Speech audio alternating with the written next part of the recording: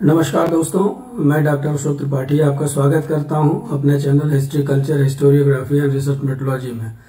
दोस्तों, आज हम चर्चा करेंगे रैयतवाड़ी बंदोबस्त के ऊपर, जो आधुनिक भारत में एक लगान व्यवस्था थी जिसे अंग्रेजों ने लागू किया था 18वीं शताब्दी के अंत में, और फिर बाद में 19वीं शताब्दी के प्रारंभ में भी ये व्यवस्था चलती रही।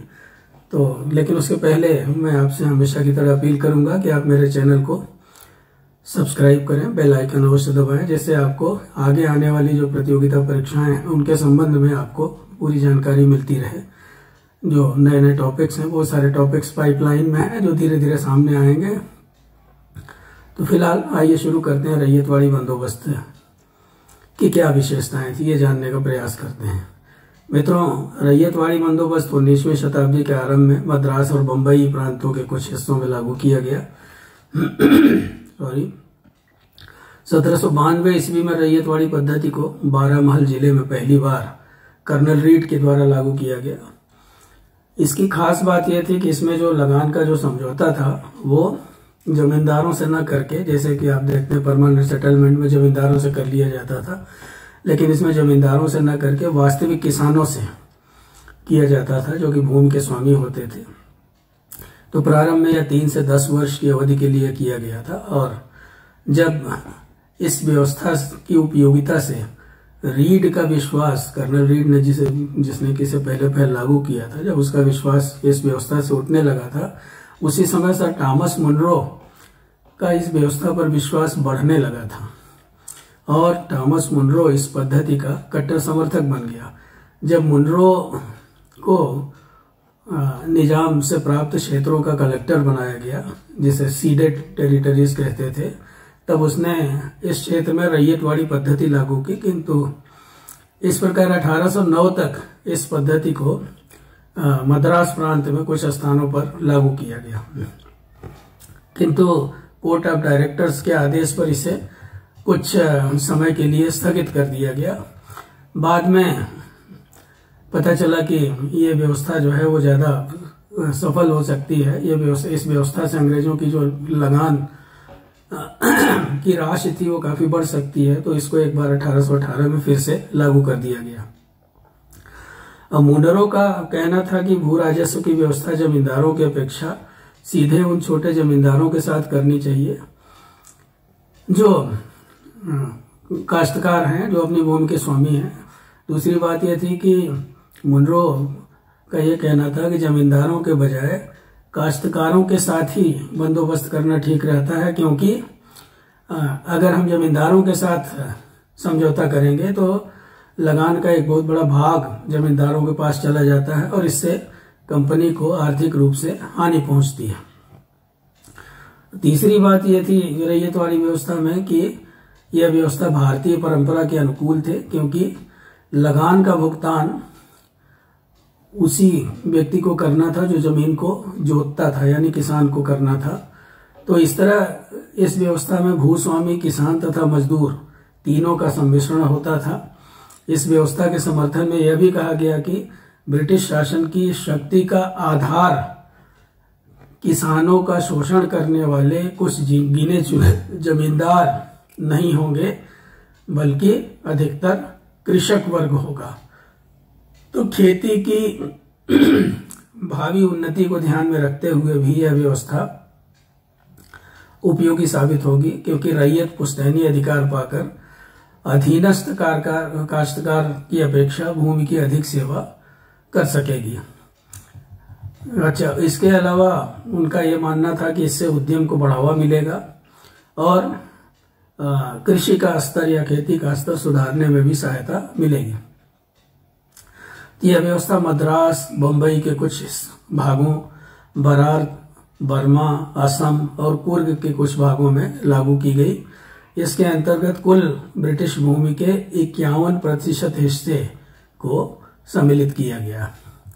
इसमें उपज का तीसरा भाग भूमि का आधार माना गया। व्यावहारिक रूप से यह उपज और उत्पादन शक्ति के आधार पर बदला भी जा सकता था। इसमें अकाल आदि की स्थिति के लिए भी कुछ गुंजाइश छोड़ी गई थी। तो इस व्यवस्था में लगान दर बहुत अधिक रहती थी, जो किसानों के लिए कठिनाई का कारण थी। प्रसिद्ध इतिहासकार नीलमणि मुखर्जी की बात माने तो वो ये कहते हैं कि कहने के लिए तो यह व्यवस्था स्थायी थी, किंतु व्यवहारिक रूप से इसमें वार्षिक लगान की सभी विशेषताएं मौजूद थीं, जिनका स्वयं मुनरों को भी अनुमान नहीं था। तो इस व्यवस्था को 30 या इससे कम या इससे ज्यादा वर्षों में भी परिवर्तित किया जा सकता था। 1865 में जो लगान की राशि थी, यानी कि जो राज्य सरकार का हिस्सा था, वह 50% निश्चित किया गया, जो कि बहुत अधिक था। तो इस पद्धति में बंजर जमीन को भी जोता जा सकता था और बंजर जमीन को जोत करके खेती योग्य बनाया जा सकता था, और उससे जो आय होती थी उसमें भी सरकार का हिस्सा होता था। और इस लगान व्यवस्था में सैद्धांतिक रूप से रैयत स्वतंत्र होते थे। इसमें निजी संपत्ति के लाभ अधिकतम व्यक्तियों में बांटे जा सकते थे। सरकार एवं रैयत के सीधे और प्रत्यक्ष संबंध थे इस व्यवस्था में, जिससे लोगों का सरकार की प्रशासनिक व्यवस्था पर भी विश्वास बढ़ रहा था। इससे लोगों का सरकार की न्याय व्यवस्था, सरकार की प्रशासनिक व्यवस्था पर विश्वास बढ़ रहा था, क्योंकि रैयतों और सरकार के बीच में सीधे सीधे संबंध विकसित हो रहे थे। कृषि क्षेत्र में मध्यवर्तियों या आप कह लीजिए बिचौलियों के प्रवेश को काफी कम कर दिया गया, न्यूनतम कर दिया गया। मुनरों को जमींदारी प्रथा में यह भय भी दिखता था कि उसमें भूमि केवल कुछ समृद्ध जमींदारों और भूस्वामियों के पास ही केंद्रित हो जाएगी, और इस प्रकार का भय रैयतवाड़ी व्यवस्था में नहीं होगा। तो रैयतवाड़ी लगान व्यवस्था आपके समझ में आ गई होगी। रैयतवाड़ी लगान व्यवस्था जमींदारी व्यवस्था से कहीं अधिक महंगी साबित हुई। व्यवहारिक रूप से अगर देखा जाए तो, सैद्धांतिक रूप से चाहे जो कुछ भी कहा जाए, लेकिन व्यवहारिक रूप से देखें तो रैयतवाड़ी लगान व्यवस्था जमींदारी व्यवस्था से कहीं अधिक महंगी साबित हुई। इससे प्रशासन का कार्य भी बहुत अधिक बढ़ गया, क्योंकि कलेक्टर को लगान एकत्र करने का कार्य सौंपा गया था, और लगान की दर तय करने के लिए सरकार को अधिक गहराई से हिसाब किताब का अध्ययन करना पड़ता था। हिसाब किताब से मतलब यह है कि जुताई की वास्तविक स्थिति क्या थी, उसको जानना कि कितने खेत जोते जा रहे हैं, खेत किस तरह के हैं, और संसाधनों की जानकारी प्राप्त करना। तो ये सब जो है कलेक्टर के लिए आवश्यक हो गया था। यह प्रशासन के ऊपर अतिरिक्त बोझ था, आप कह सकते हैं कि प्रशासन का यह अतिरिक्त कार्य था इस तरह की जानकारियां प्राप्त करना। तो इससे किस क्षेत्र के दैनिक कार्यों में सरकारी हस्तक्षेप की संभावना काफी बढ़ गई। अब यहाँ देखिए, कई बार क्या होता था कि ब्रिटिश अधिकारी जो थे वो भ्रष्टाचार में भी लिप्त हो जाते थे।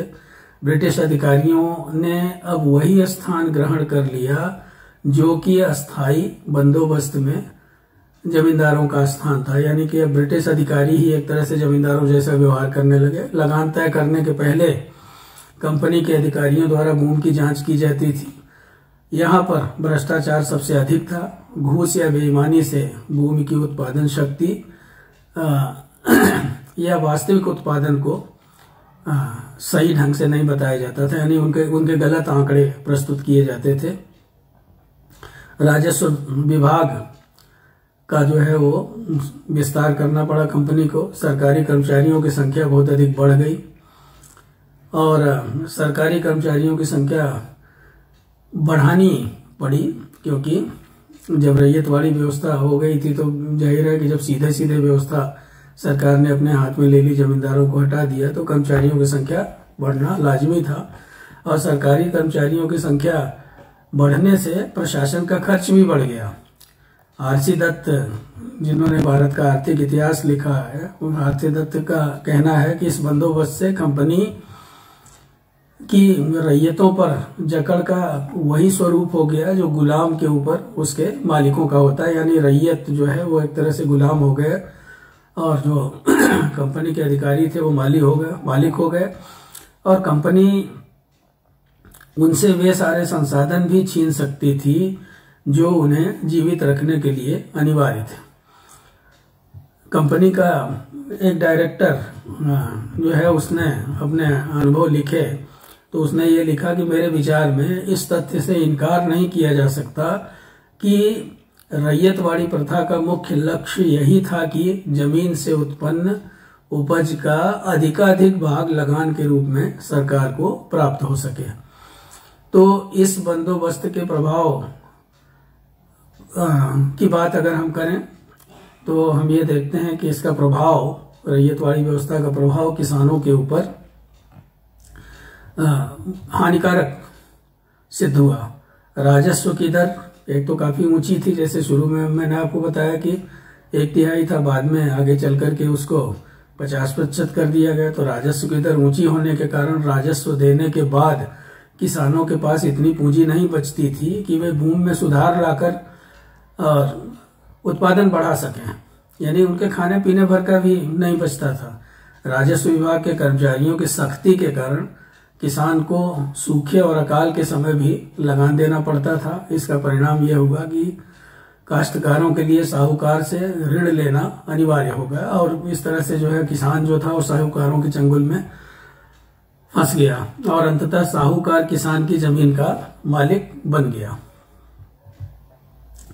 तो इस तरह से मित्रों हम ये देखते हैं कि रैयतवाड़ी व्यवस्था जो है वो अंग्रेज सरकार के लिए भले ही थोड़ी बहुत फायदेमंद साबित हुई हो, लेकिन ये किसानों के लिए बिल्कुल भी सही साबित नहीं हुई, क्योंकि किसान तो बेचारा जमींदारों के समय में भी जब जमींदारी व्यवस्था थी, जमींदारी व्यवस्था में भी किसान हमेशा पिसता रहता था और इस व्यवस्था में भी उसकी स्थिति में कोई अंतर नहीं आया। मुनरो के अनुसार जहाँ तक इस व्यवस्था रैयतवाड़ी का व्यवस्था का संबंध है और उसके पहले की जो अस्थायी व्यवस्था थी, उन दोनों में अगर तुलना करें तो ये कहता है कि दोनों पद्धतियों में कोई अंतर नहीं है। लेकिन उसका ये मुनरो का ये कहना था कि रैयतवाड़ी व्यवस्था सरकार को वह बढ़ा हुआ राजस्व उपलब्ध करा देती है जो परती पड़ी हुई भूमि से प्राप्त होता है। इसी तरह का मत आरसी दत्त ने भी व्यक्त किया है, वो भी मुनरो से सहमत लगते हैं। तो रैयतवाड़ी प्रणाली में स्थायी या रैयतवाड़ी व्यवस्था में स्थायी बंदोबस्त की तरह जमींदार, नंबरदार या अन्य कोई बिचौलिया नहीं था।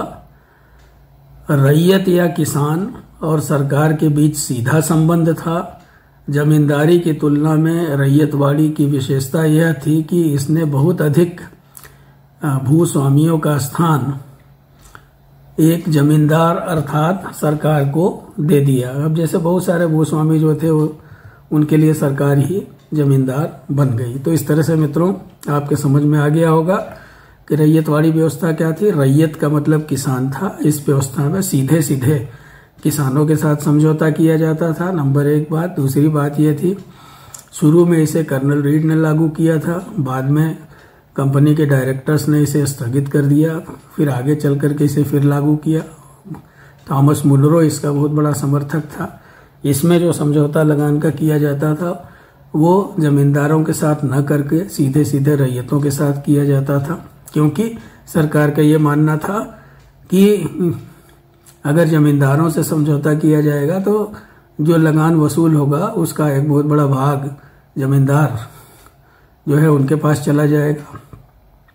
तो इस तरह से उनका ये मानना था कि इससे जो है बिचौलियों में भी जो है कमी आएगी और कंपनी की आय में काफ़ी वृद्धि होगी। हालांकि जैसे मैंने आपको बताया कि इससे जो है बहुत बड़ा कर्मचारी वर्ग रखना पड़ा, हिसाब किताब बहुत ज़्यादा बढ़ गया, सरकार का जो खर्चा था वो भी काफ़ी बढ़ गया। तो इस विषय में हमें मिश्रित राय मिलती है। कुछ जो इतिहासकार हैं या कंपनी के कुछ कर्मचारी हैं वो इसको फ़ायदेमंद बताते हैं और कुछ ऐसे भी हैं जो इसको फ़ायदेमंद नहीं बताते हैं। तो कुल मिलाकर के रैयतवाड़ी प्रणाली की जो मुख्य विशेषताएं थी वो मैंने आपको बताने का प्रयास किया इस संक्षिप्त से वीडियो में। अगर आपको ये वीडियो पसंद आई हो तो आप मेरे चैनल को सब्सक्राइब अवश्य करें, बेल आइकन दबाएं और साथ ही साथ कमेंट अवश्य करें। और ये भी मुझे बताएं कि आपको और भी जिन विषयों पर वीडियो की ज़रूरत हो वो मुझे बताएं, जिससे कि मैं नई नई वीडियोज़ आपके सामने ला सकूं। बहुत बहुत धन्यवाद, शुक्रिया, नमस्कार।